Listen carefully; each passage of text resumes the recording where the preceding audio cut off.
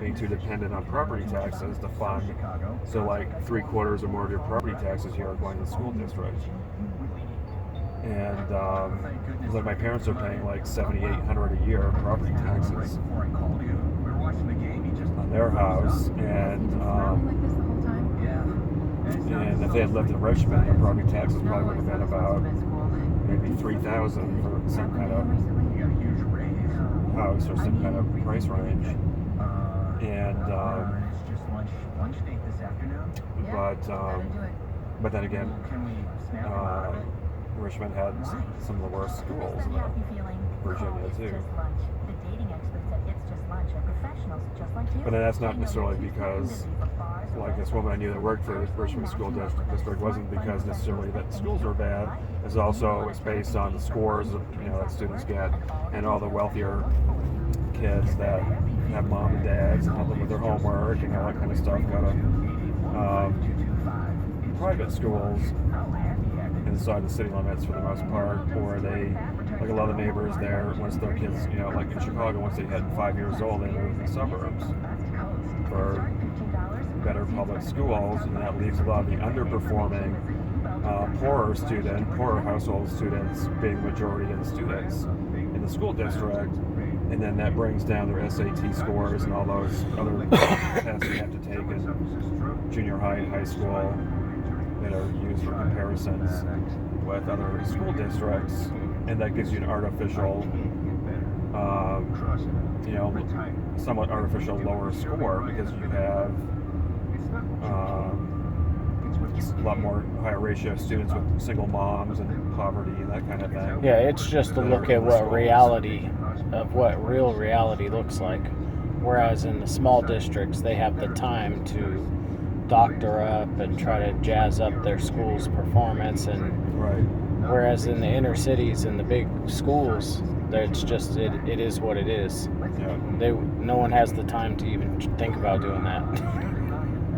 Yeah, and then also,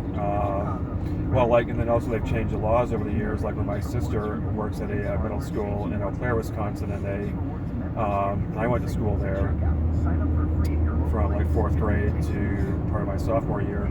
And when I was a kid, like there was no kids in the school that had physical or mental problems, and now those are all integrated. All the kids that are wheelchairs and have mental health issues are integrated into public schools.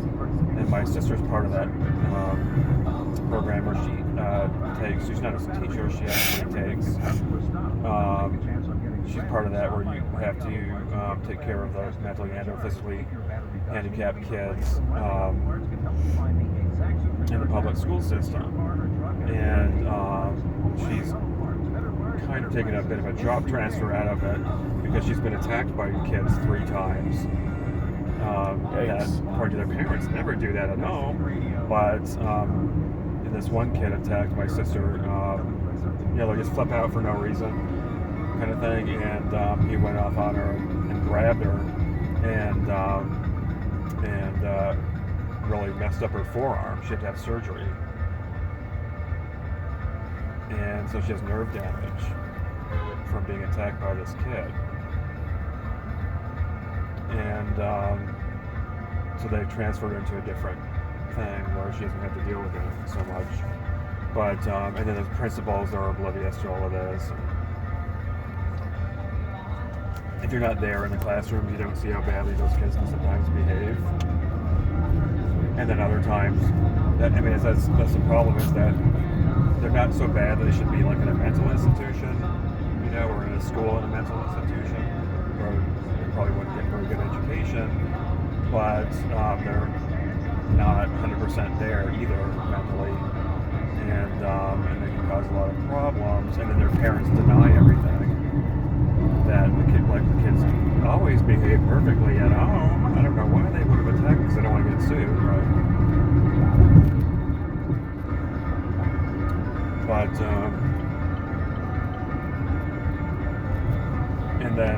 and then a lot. She said a lot of people believe all the hype from Governor Walker, that like teachers are overpaid, and a lot of people are like, oh, teachers get the whole summer off, and all that kind of stuff, and believe all that crap that teachers are also doing other educational stuff during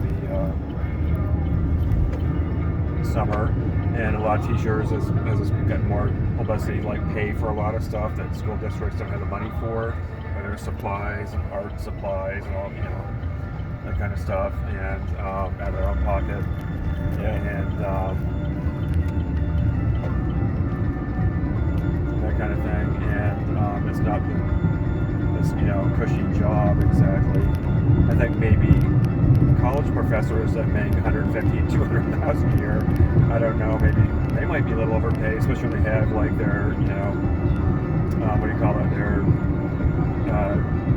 substitutes and all that do a lot of the work. They're not even actually teaching the class half the time in some of these big universities. But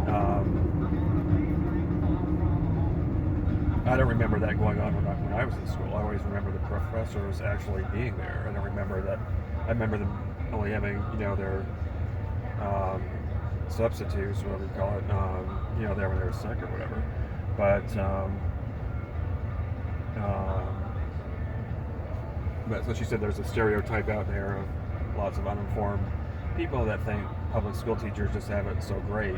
They're overpaid, have wonderful benefits, and a lot of them still do. In most parts of the country, I think, still get like pensions, but all kinds of Americans used to get pensions up until the 70s and 80s. A lot of companies had pensions because 401ks weren't around yet, or they were invented in the 1970s, but 401ks were supposed to be a supplemental retirement plan on top of a pension. And so a lot of companies, of course, started screwing over workers in the 80s and 90s and doing away with pensions and then just doing the 401k thing. And I've had companies that put money into 401k, and then I've had other ones that don't put anything into it.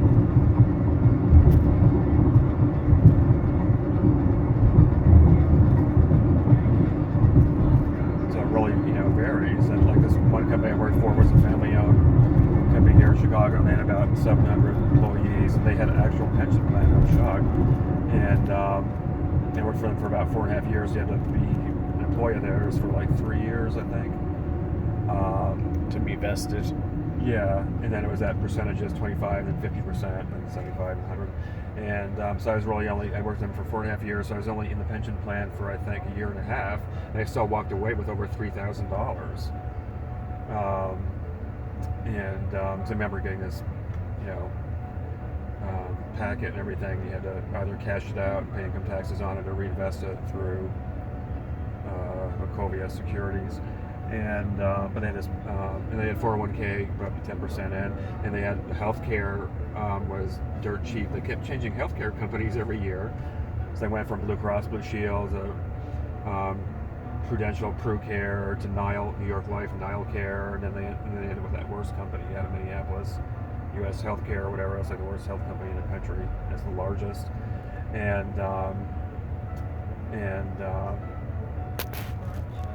I never understood why people are so against like Obamacare, that crap, or your government's going to get between you and your doctor. It's like, well, your employer gets between you and your doctor because they keep switching plans every year, and then your doctor's not necessarily in that plan.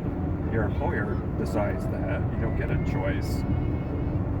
So how is that somehow better than Obamacare, But anyways, but yeah, we only paid like $2 and change out of a 2-week paycheck for health insurance, like $5 out of a 2-week paycheck for dental insurance. And they covered all the rest of the premium. It was really,